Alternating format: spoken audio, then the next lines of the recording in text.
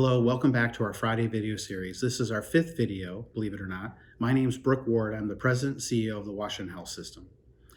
I'm going to attempt to answer a few questions about what's going on in the healthcare world and how it's impacting the Washington Health System.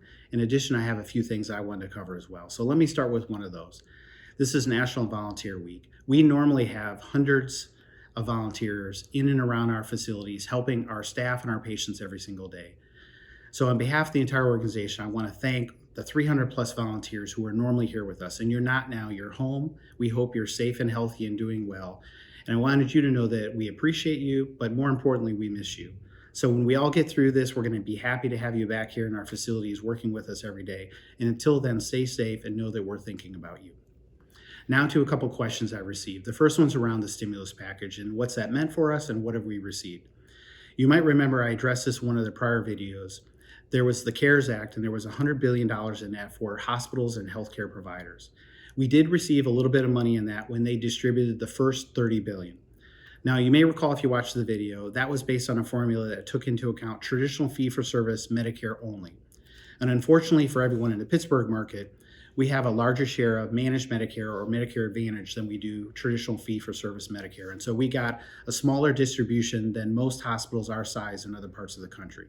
Now, I'm not complaining. I'm happy and satisfied for everything we've gotten. We've gotten a little bit of money through that, plus money from numerous hundreds of donors. I'm thankful and grateful for all of that. Now, the remaining $70 billion of that first CARES Act is yet to be distributed, and we don't know to this point what methodology they're going to use, what formula, whether we're going to get any, some, or what at this point. So more of that to come. That's unknown. Then this week, there was another stimulus package approved. It was over $400 billion, most of that for small business loans. But there was another $100 billion in that for healthcare providers and hospitals. Of that $100 billion, $25 billion was set aside for COVID and COVID testing supplies. The last $75 billion is yet to be determined how that will be distributed as well. And I suspect we won't know for a month or more based on the pace at which these things are moving. So we did get some money in that first distribution. We don't know what the second distribution is going to look like, and we don't know what we would get, if anything, out of what they approved this week in DC. But again, we're thankful for everything we received and have gotten from that and our donors. And so we're going to keep an eye on that. We'll have a better update for you as we move forward.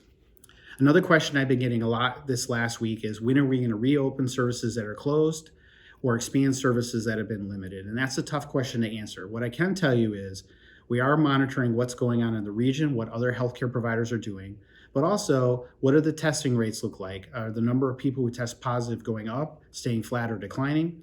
How much PPE do we have on a daily basis? How many COVID testing and supplies do we have to address the ongoing issues? We're also monitoring the CDC guidelines, the governor's orders, and the orders out of the Department of Health. And we're putting plans in place right now to reopen services that have been closed and expand services that we've limited or been doing very little of. I hope that we're going to be starting to expand services on May 4th, and I would like to see us have everything back open fully by the end of May. Now, a lot could happen between now and then. If we get a big surge of COVID positive patients, we may have to ramp things back down, but that's sort of the goal in the timeline we're looking at this point. So more details to come, but we are working on that as we speak. Transitioning then to necessary care. I want to make sure as a community and as a healthcare organization, we're taking care of you when you need to be taken care of. And we know over the last 6 weeks, people who needed treatment, needed testing, needed to come in have not done so because they've been worried about coronavirus.